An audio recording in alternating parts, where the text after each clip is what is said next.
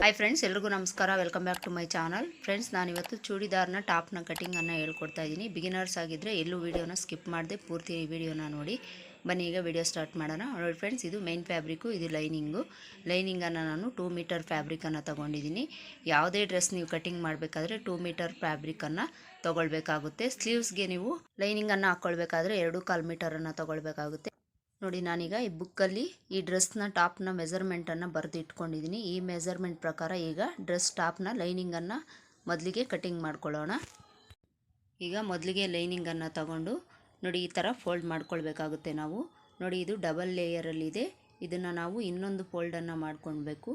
ಈ ಥರ ಫೋಲ್ಡ್ ಮಾಡಿಕೊಂಡ್ರೆ 4 ಲೇಯರ್ ಆಗುತ್ತೆ. ಈ ರೀತಿ 4 ಲೇಯರಲ್ಲಿ ನಾವು ಫ್ಯಾಬ್ರಿಕನ್ನು ಫೋಲ್ಡ್ ಮಾಡಿ ಇಟ್ಕೊಳ್ಬೇಕು. ನೋಡಿ, ಈ ಥರ ಫೋಲ್ಡ್ ಮಾಡಿ ಇಟ್ಕೊಂಡು 2 ಲೇಯರು ಬ್ಯಾಕ್ ಪಾರ್ಟ್ಗೆ, 2 ಲೇಯರು ಫ್ರಂಟ್ ಪಾರ್ಟ್ಗೆ ಆಗುತ್ತೆ. ಈ ರೀತಿ ನಾವು ಫೋಲ್ಡನ್ನು ಮಾಡ್ಕೊಳ್ಬೇಕು.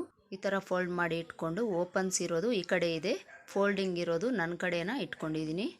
ಈ ಥರ ಇಟ್ಕೊಂಡು ಈಗ ಟಾಪ್ನ ಲೆಂತನ್ನು ನೋಡ್ಕೊಳ್ಳೋಣ. ಟಾಪ್ನ ಲೆಂತು 38 ಇಂಚ್ ಇದೆ. 38 ಇಂಚ್ಗೆ ಇದು ಲೈನಿಂಗ್ ಆಗಿರೋದ್ರಿಂದ 2 ಇಂಚ್ ಮೈನಸ್ ಮಾಡಿ ನಾವು ಮಾರ್ಕನ್ನು ಮಾಡ್ಕೊಳ್ಬೇಕು.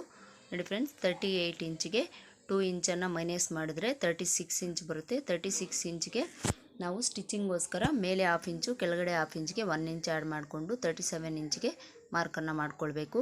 ನೋಡಿ, ಈ ರೀತಿ 37 ಇಂಚ್ಗೆ ಇಲ್ಲಿ ಒಂದು ಮಾರ್ಕನ್ನು ಮಾಡ್ಕೊಳ್ತಿದ್ದೀನಿ. ಈ ರೀತಿ 37 ಇಂಚ್ಗೆ ಒಂದು ಮಾರ್ಕನ್ನು ಮಾಡಿಕೊಂಡು ಈ ಕಡೆಯೂ ಸಹ 37 ಇಂಚ್ಗೆ ಒಂದು ಮಾರ್ಕನ್ನು ಮಾಡ್ಕೊಳ್ಬೇಕು. ಈ ಥರ ಮಾರ್ಕನ್ನು ಮಾಡಿಕೊಂಡು ಈಗ ಈ 2 ಮಾರ್ಕಿಂಗಿಗೂ ಸ್ಕೇಲ್ ತಗೊಂಡು ಒಂದು ಲೈನನ್ನು ಹಾಕ್ಕೊಳ್ಳೋಣ.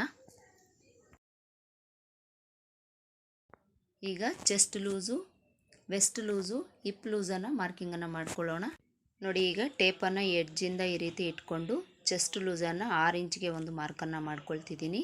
ಇದೇ ಥರ ಟೇಪನ್ನು ಇಟ್ಕೊಂಡು 14 ಇಂಚ್ಗೆ ವೆಸ್ಟ್ ಲೂಸನ್ನು ಒಂದು ಮಾರ್ಕನ್ನು ಮಾಡ್ಕೊಂಡಿದ್ದೀನಿ. ಇದೇ ಥರ 20 ಇಂಚ್ಗೆ ಹಿಪ್ ಲೂಸನ್ನು ಮಾರ್ಕನ್ನು ಮಾಡ್ಕೊಳ್ತಿದ್ದೀನಿ. ಈ ಥರ ಮಾರ್ಕನ್ನು ಮಾಡಿಕೊಂಡು ಈ ಮಾರ್ಕಿಂಗ್ಸ್ಗೆಲ್ಲ ಸ್ಟ್ರೈಟಾಗಿ ಎಲ್ಲಿ ಮಾರ್ಕ್ ಮಾಡಿದ್ದೀವೋ ಅಲ್ಲಿಗೆ ಸ್ಟ್ರೈಟಾಗಿ ಈ ರೀತಿ ಲೈನ್ಸನ್ನು ಡ್ರಾ ಮಾಡ್ಕೊಳ್ಬೇಕು. ಈಗ ಸೊಂಟದ ಅಳತೆನ ಮಾರ್ಕ್ ಮಾಡ್ಕೊಳ್ಳೋಣ.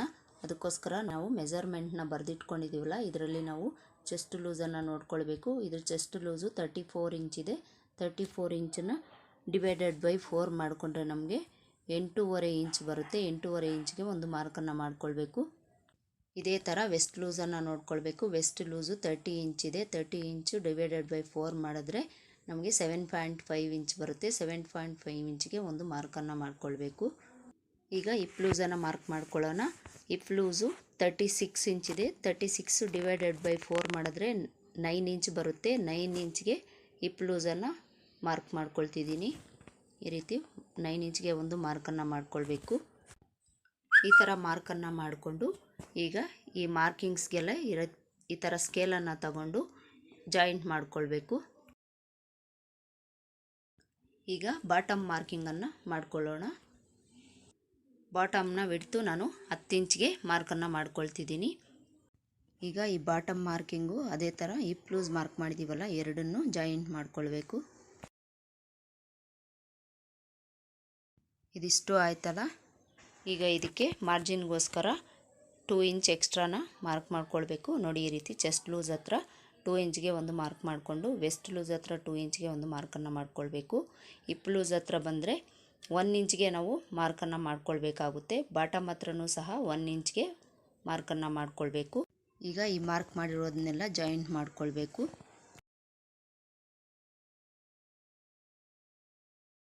ನೋಡಿ, ಇದಿಷ್ಟು ಆಯಿತು. ಈಗ ನೆಕ್ ಆ್ಯಂಡ್ ಶೋಲ್ಡರ್ಗೆ ಮಾರ್ಕಿಂಗನ್ನು ಮಾಡ್ಕೊಳ್ತೀನಿ. ನೋಡಿ ಫ್ರೆಂಡ್ಸ್, ಈ ಡ್ರೆಸ್ಗೆ ನಾನು 34 ಚೆಸ್ಟ್ ಲೂಸ್ ಆಗಿರೋದ್ರಿಂದ 5.5 ಇಂಚ್ಗೆ ನೆಕ್ ಆ್ಯಂಡ್ ಶೋಲ್ಡರ್ಗೆ ಇಟ್ಕೊಳ್ತಾ ಇದ್ದೀನಿ.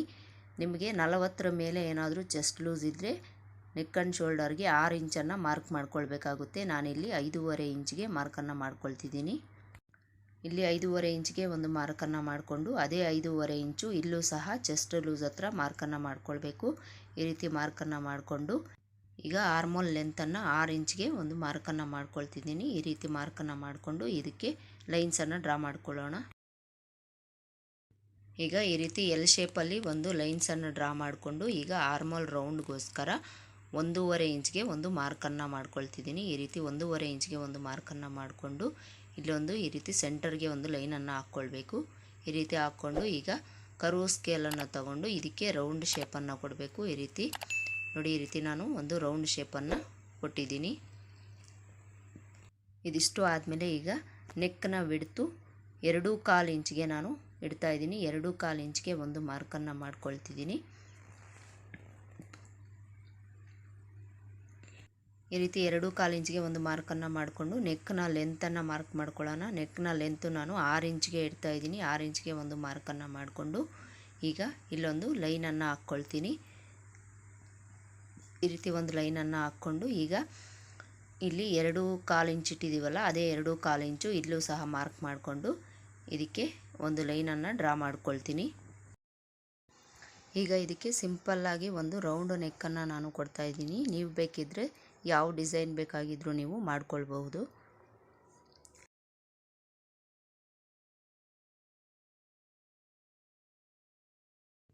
ನೋಡಿ, ನೆಕ್ ಮಾರ್ಕಿಂಗು ಸಹ ನಮಗೆ ಈಗ ಆಯಿತು. ಈಗ ಫ್ರಂಟು ಆರ್ಮೋಲ್ ಶೇಪನ್ನು ನಾವು ತೆಗಿಬೇಕು. ನೋಡಿ, ಈ ಮಾರ್ಕಿಂಗಿಂದ 1/2 ಇಂಚ್ ಒಳಗಡೆಗೆ ಒಂದು ಮಾರ್ಕನ್ನು ಮಾಡಿಕೊಂಡು ಇದಕ್ಕೆ ಈ ರೀತಿ ಒಂದು ರೌಂಡ್ ಶೇಪನ್ನು ಡ್ರಾ ಮಾಡಿಕೊಳ್ಬೇಕು. ನೋಡಿ ಫ್ರೆಂಡ್ಸ್, ಇದಿಷ್ಟು ಆದಮೇಲೆ ಈ ಬಾಟಮ್ ಹತ್ರ 1/2 ಇಂಚ್ ಮೇಲಕ್ಕೆ ಮಾರ್ಕ್ ಮಾಡಿಕೊಳ್ಬೇಕು. 1/2 ಇಂಚ್ ಮೇಲಕ್ಕೆ ಒಂದು ಮಾರ್ಕನ್ನು ಮಾಡಿಕೊಂಡು ಇದಕ್ಕೆ ಕ್ರಾಸಾಗಿ ಒಂದು ಲೈನನ್ನು ಹಾಕ್ಕೊಳ್ಬೇಕು. ಇಲ್ಲಿ 1/2 ಇಂಚ್ ಯಾಕೆ ತೆಗಿಬೇಕು ಅಂದರೆ ನೋಡಿ, ಇಲ್ಲಿ ಕ್ರಾಸಾಗಿ ನಾವು ಕಟ್ ಮಾಡಿರ್ತೀವಿ, ಅದಕ್ಕೋಸ್ಕರ ಇಲ್ಲಿ ಎಕ್ಸ್ಟ್ರಾ ಫ್ಯಾಬ್ರಿಕ್ ಬರುತ್ತೆ. ಅದಕ್ಕೋಸ್ಕರ ಈ 1/2 ಇಂಚು ತೆಗೆದ್ರೆ ನಮಗೆ ಈಕ್ವಲ್ಲಾಗಿ ಬರುತ್ತೆ. ಅದಕ್ಕೋಸ್ಕರ 1/2 ಇಂಚನ್ನು ಇಲ್ಲಿ ನಾವು ತೆಗಿಬೇಕಾಗುತ್ತೆ. ಈಗ ಇದನ್ನು ಕಟ್ ಮಾಡ್ಕೊಳ್ಳೋಣ.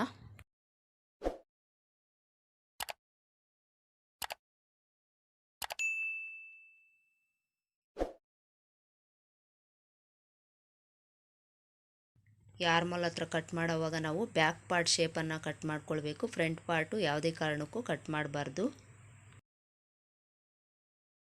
ಇದಿಷ್ಟು ಲೈನಿಂಗ್ ಕಟ್ಟಿಂಗ್ ಆಯಿತು. ಈಗ ನೋಡಿ, ಇಲ್ಲಿ ವೆಸ್ಟ್ ಲೂಸ್ ಹತ್ರ ಒಂದು ನ್ಯಾಚನ್ನು ಹಾಕ್ಕೊಳ್ಬೇಕು. ಅದೇ ಥರ ಹಿಪ್ ಲೂಸ್ ಹತ್ರ ಸಹ ಒಂದು ನ್ಯಾಚನ್ನು ಹಾಕ್ಕೊಳ್ಬೇಕು. ಈಗ ಚೆಸ್ಟ್ ಲೂಸ್ ಮಾರ್ಕ್ ಮಾಡಿದ್ದೀವಲ್ಲ, ಅಲ್ಲೂ ಸಹ ಒಂದು ನ್ಯಾಚನ್ನು ಹಾಕ್ಕೊಳ್ಬೇಕು. ಈಗ ಇದನ್ನು front part back part separate ಮಾಡಿಕೊಂಡು ನೆಕ್ ಶೇಪನ್ನು ಕಟ್ ಮಾಡ್ಕೊಳ್ಳೋಣ. ಮೊದಲಿಗೆ ಫ್ರಂಟ್ ಪಾರ್ಟು ನೆಕ್ ಶೇಪನ್ನು ಡ್ರಾ ಮಾಡಿದ್ದೀವಲ್ಲ, ಅದನ್ನು ಕಟ್ ಮಾಡ್ಕೊಳ್ತೀನಿ.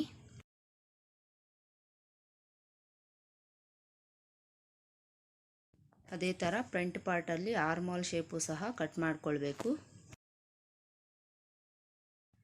ನೋಡಿ, ಇದು ಫ್ರಂಟ್ ಪಾರ್ಟು, ಇದ್ರ ಕಟ್ಟಿಂಗ್ ಆಯಿತು. ಈಗ ಬ್ಯಾಕ್ ಪಾರ್ಟು ನೆಕ್ ಶೇಪನ್ನು ನಾವು ಡ್ರಾ ಮಾಡಿಕೊಂಡು ಕಟ್ ಮಾಡ್ಕೊಳ್ಳೋಣ. ಬ್ಯಾಕ್ ಪಾರ್ಟು ನೆಕ್ ವಿಡ್ತನ್ನು ಫ್ರಂಟ್ ಪಾರ್ಟಲ್ಲಿ ಎಷ್ಟು ಇಟ್ಟಿದ್ದೀವಿ 2.25 ಇಂಚಿಗೆ ಅಷ್ಟಕ್ಕೆ ಒಂದು ಮಾರ್ಕನ್ನು ಮಾಡ್ಕೊಳ್ಬೇಕು.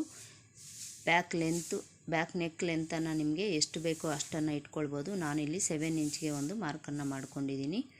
ಈ ಥರ 7 ಇಂಚ್ಗೆ ಒಂದು ಮಾರ್ಕನ್ನು ಮಾಡಿಕೊಂಡು ಇಲ್ಲೊಂದು ಲೈನನ್ನು ಡ್ರಾ ಮಾಡ್ಕೊಳ್ಬೇಕು. ಈ ರೀತಿ ಲೈನನ್ನು ಹಾಕ್ಕೊಂಡು ಈಗ 2.25 ಇಂಚ್ಗೆ ನೆಕ್ ವಿಡ್ತನ್ನು ಇಟ್ಕೊಂಡು ಈಗ ಇಲ್ಲೂ ಸಹ ಒಂದು ಲೈನನ್ನು ಹಾಕ್ಕೊಳ್ಬೇಕು. ಈ ಥರ ಲೈನನ್ನು ಹಾಕ್ಕೊಂಡು ಇದಕ್ಕೂ ಸಹ ನಾನು ಬ್ಯಾಕ್ ಶೇಪು ರೌಂಡ್ ನೆಕ್ಕನ್ನು ಇಡ್ತಾ ಇದ್ದೀನಿ. ಈಗ ಇದನ್ನು ನಾನು ಕಟ್ ಮಾಡ್ಕೊಳ್ತೀನಿ. ನೋಡಿ ಫ್ರೆಂಡ್ಸ್, ಇದಿಷ್ಟು ಲೈನಿಂಗ್ನ ಕಟಿಂಗ್ ಆಯಿತು. ನೋಡಿ, ಫ್ರಂಟ್ ಪಾರ್ಟ್ ಆಯಿತು, ಬ್ಯಾಕ್ ಪಾರ್ಟ್ ಆಯಿತು. ಈಗ ಮೇನ್ ಫ್ಯಾಬ್ರಿಕನ್ನು ತಗೊಂಡು ಅದರ ಮೇಲೆ ನಾವು ಲೈನಿಂಗನ್ನು ಇಟ್ಕೊಂಡು ಕಟ್ ಮಾಡ್ಕೊಳ್ಳೋಣ. ನೋಡಿ, ಇದು ಮೇನ್ ಫ್ಯಾಬ್ರಿಕ್ಕು ಬಾರ್ಡರ್ ಬಂದಿದೆ. ಇದನ್ನು ನೋಡಿಕೊಂಡು ನಾವು ಕಟ್ ಮಾಡ್ಕೊಳ್ಬೇಕಾಗುತ್ತೆ. ನೋಡಿ, ನಾನೀಗ ಈ ರೀತಿ ಮೇನ್ ಫ್ಯಾಬ್ರಿಕನ್ನು ಫೋಲ್ಡ್ ಮಾಡಿ ಇಟ್ಕೊಂಡಿದ್ದೀನಿ. ಈ ಥರ ಏನಾದರೂ ಫೋಲ್ಡ್ ಮಾಡಿ ಇಟ್ಕೊಂಡ್ರೆ ನಮಗೆ ಸ್ಲೀವ್ಸ್ಗೆ ಫ್ಯಾಬ್ರಿಕ್ ಸಾಕಾಗೋದಿಲ್ಲ. ಅದನ್ನು ನೋಡಿಕೊಂಡು ನಾವು ಮೇನ್ ಫ್ಯಾಬ್ರಿಕನ್ನು ಫೋಲ್ಡ್ ಮಾಡ್ಕೊಳ್ಬೇಕಾಗುತ್ತೆ. ನೋಡಿ, ಈ ಥರ ಲೈನಿಂಗನ್ನು ತಗೊಂಡು ಬಾಟಮನ್ನು ಇಟ್ಕೊಂಡು ಎಷ್ಟಕ್ಕೆ ಬೇಕೋ ನಾವು ಅಷ್ಟಕ್ಕೆ ನಾವು ಫೋಲ್ಡ್ ಮಾಡಿಕೊಂಡು ಲೈನಿಂಗನ್ನು ಹಾಕ್ಕೊಂಡು ಕಟ್ ಮಾಡ್ಕೊಳ್ಬೇಕು. ಆಗ ನಮಗೆ ಸ್ಲೀವ್ಸ್ಗೆ ಫ್ಯಾಬ್ರಿಕ್ ಅನ್ನೋದು ಉಳಿಯುತ್ತೆ.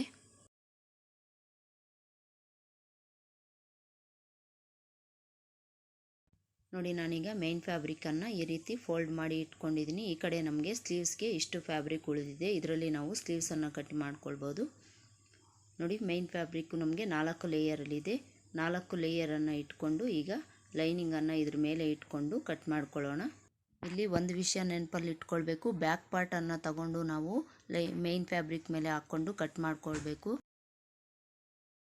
ಈ ಥರ ಲೈನಿಂಗನ್ನು ಇಟ್ಕೊಂಡು ಮೇನ್ ಫ್ಯಾಬ್ರಿಕನ್ನು ಲೈನಿಂಗಿಗಿಂತ 2 ಇಂಚ್ ಎಕ್ಸ್ಟ್ರಾ ಇರೋ ಥರ ಇಟ್ಕೊಂಡು ಕಟ್ ಮಾಡ್ಕೊಳ್ಬೇಕು. ಟಾಪ್ನ ಲೆಂತು 38 ಇಂಚು, 38 ಇಂಚಿಗೆ ನಾವು ಕಟ್ ಮಾಡ್ಕೊಳ್ಬೇಕಾಗುತ್ತೆ ಮೇನ್ ಫ್ಯಾಬ್ರಿಕ್ಕು. ಈ ಥರ ಮೇನ್ ಫ್ಯಾಬ್ರಿಕ್ಕು ಬಾಟಮ್ ಕಡೆ 2 ಇಂಚು ಎಕ್ಸ್ಟ್ರಾನ ಇಟ್ಕೊಂಡು ಲೈನಿಂಗನ್ನು ಇಟ್ಕೊಳ್ಬೇಕು. ಅದಾದಮೇಲೆ ಮೇನ್ ಫ್ಯಾಬ್ರಿಕ್ಕು ಸುತ್ತಲೂ 1/2 ಇಂಚ್ ಎಕ್ಸ್ಟ್ರಾ ಇರೋ ಥರ ನಾವು ಕಟ್ ಮಾಡ್ಕೊಳ್ಬೇಕಾಗತ್ತೆ. ನೆಕ್ನ ಕಡೆ ನಾನು ಕಟ್ ಮಾಡ್ಕೊಳ್ಳೋದಿಲ್ಲ, ಸ್ಟಿಚಿಂಗ್ ಮಾಡ್ಕೊಳ್ಳೋವಾಗ ಕಟ್ ಮಾಡ್ಕೊಳ್ತೀನಿ.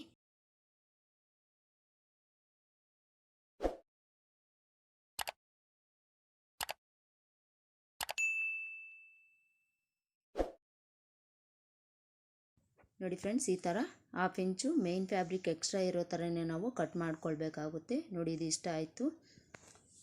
ಈಗ ನೋಡಿ ವೆಸ್ಟ್ ಲೂಸ್ ಇದೆಯಲ್ಲ, ಇಲ್ಲಿ ಒಂದು ನ್ಯಾಚನ್ನು ಹಾಕ್ಕೊಳ್ತೀನಿ. ಅದೇ ಥರ ಹಿಪ್ ಲೂಸ್ ಹತ್ರನೂ ಸಹ ಒಂದು ನ್ಯಾಚನ್ನು ಹಾಕ್ಕೊಳ್ತೀನಿ. ಮೇನ್ ಫ್ಯಾಬ್ರಿಕ್ಕಿಗೆ ಈ ಥರ ನ್ಯಾಚನ್ನು ಹಾಕ್ಕೊಂಡು ಈಗ ಇದನ್ನು ತಗೊಂಡು ಫ್ರಂಟ್ ಪಾರ್ಟು ಬ್ಯಾಕ್ ಪಾರ್ಟನ್ನು ಮೇನ್ ಫ್ಯಾಬ್ರಿಕ್ಕು ಸಪ್ರೇಟ್ ಮಾಡ್ಕೊಳ್ಬೇಕು.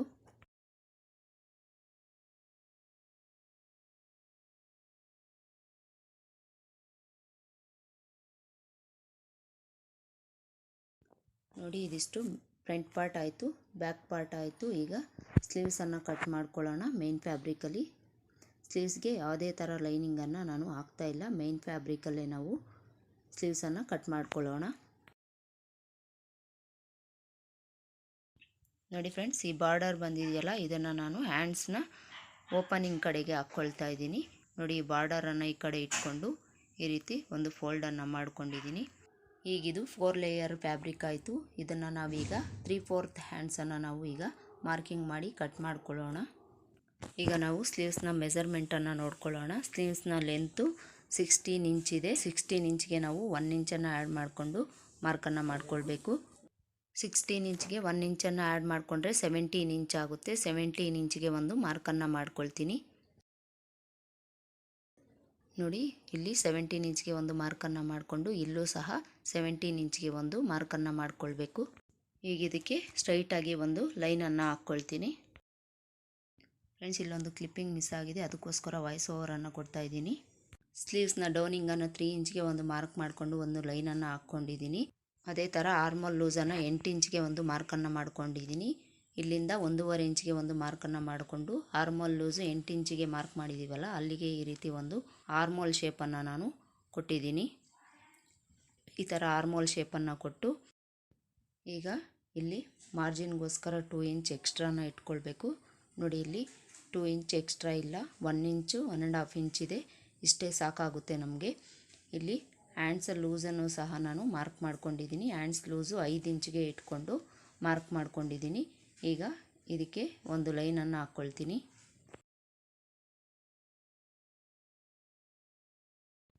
ಈ ಥರ ಒಂದು ಲೈನನ್ನು ಹಾಕ್ಕೊಂಡು ಈಗ ಮಾರ್ಜಿನ್ಗೋಸ್ಕರ ಮಾರ್ಕ್ ಮಾಡಿದ್ದೀವಲ್ಲ, ಅಲ್ಲಿಗೂ ಸಹ ಒಂದು ಲೈನನ್ನು ಹಾಕ್ಕೊಳ್ತೀನಿ. ಇದಿಷ್ಟು ಸ್ಲೀವ್ಸ್ನ ಮಾರ್ಕಿಂಗ್ ಆಯಿತು. ಈಗ ಇದನ್ನು ಕಟ್ ಮಾಡ್ಕೊಳ್ತೀನಿ.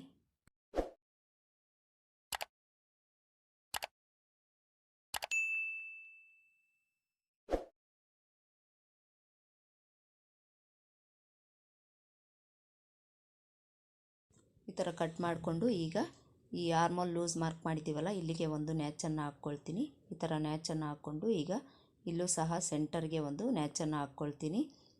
ಈ ಥರ ಹಾಕ್ಕೊಂಡು ಈಗ ಸ್ಲೀವ್ಸನ್ನು ಓಪನ್ ಮಾಡಿಕೊಂಡು 2 ಲೇಯರಲ್ಲಿ ಇಟ್ಕೊಂಡು ಫ್ರಂಟ್ ಶೇಪನ್ನು ತೆಗಿಬೇಕಾಗುತ್ತೆ. ನೋಡಿ ಈ ಥರ 2 ಲೇಯರಲ್ಲಿ ಫ್ಯಾಬ್ರಿಕನ್ನು ಹಾಕ್ಕೊಂಡು ಈಗ ಈ ಸೆಂಟರ್ ನ್ಯಾಚ್ ಹಾಕಿದ್ದೀವಲ್ಲ, ಇಲ್ಲಿಂದ 1 ಇಂಚಿಗೆ ಒಂದು ಮಾರ್ಕನ್ನು ಮಾಡ್ಕೊಳ್ಬೇಕು. ಈ ಥರ 1 ಇಂಚ್ಗೆ ಒಂದು ಮಾರ್ಕನ್ನು ಮಾಡಿಕೊಂಡು ಈ 1 ಇಂಚ್ ಮಾರ್ಕ್ ಮಾಡಿದ್ದೀವಲ್ಲ, ಇಲ್ಲಿಂದ ಆರ್ಮೋಲ್ ಲೂಸ್ ಮಾರ್ಕ್ ಮಾಡಿದ್ದೀವಲ್ಲ, ಅಲ್ಲಿಗೆ ಈ ರೀತಿ ಟೇಪನ್ನು ಇಟ್ಕೊಂಡು ಫೋಲ್ಡ್ ಮಾಡ್ಕೊಳ್ಬೇಕು. ಈ ರೀತಿ ಫೋಲ್ಡ್ ಮಾಡಿಕೊಂಡು ಅರ್ಧಕ್ಕೆ ಒಂದು ಮಾರ್ಕನ್ನು ಮಾಡ್ಕೊಳ್ಬೇಕು.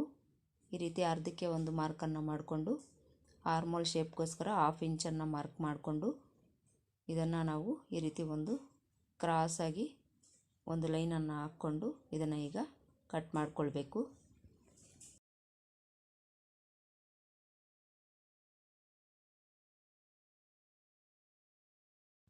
ಈ ಈ ಥರ ಕಟ್ ಮಾಡಿಕೊಂಡು ಈಗ ಇದು ಫ್ರಂಟ್ ಶೇಪ್ಗೆ ಅಂತ ಗೊತ್ತಾಗಲಿಕ್ಕೆ ಇಲ್ಲೊಂದು ನ್ಯಾಚನ್ನು ಹಾಕ್ಕೊಳ್ತೀನಿ ನೋಡಿ. ಈಗ ಸ್ಲೀವ್ಸ್ ಕಟ್ಟಿಂಗು ಸಹ ನಮಗೆ ಆಯಿತು ನೋಡಿ ಫ್ರೆಂಡ್ಸ್. ಇದು sleeves back part front part ಕಟಿಂಗನ್ನು ತೋರಿಸ್ಕೊಟ್ಟಿದ್ದೀನಿ. ನೋಡಿದ್ರಲ್ಲ ಫ್ರೆಂಡ್ಸ್, ಇವತ್ತಿನ ವೀಡಿಯೋದಲ್ಲಿ ಯಾವ ರೀತಿ ಚೂಡಿದಾರ ಟಾಪ್ನ ಕಟಿಂಗ್ ಮಾಡೋದು ಅನ್ನೋದನ್ನು ತಿಳಿಸ್ಕೊಟ್ಟಿದ್ದೀನಿ. ಈ ವಿಡಿಯೋ ನಿಮ್ಗೆ ಇಷ್ಟ ಆಗಿದ್ದರೆ ಲೈಕ್ ಮಾಡಿ, ಶೇರ್ ಮಾಡಿ, ಹಾಗೆ ಚಾನಲ್ನ ಸಬ್ಸ್ಕ್ರೈಬ್ ಮಾಡ್ಕೊಂಡು ನೋಡಿ. ವಿಡಿಯೋ ಇಷ್ಟ ಆಗಿದ್ದರೆ ಒಂದು ಲೈಕ್ ಮಾಡೋದನ್ನು ಮರಿಬೇಡಿ. ಮತ್ತೆ ಸಿಗೋಣ ಮತ್ತೊಂದು ವಿಡಿಯೋದಲ್ಲಿ. Thanks for watching.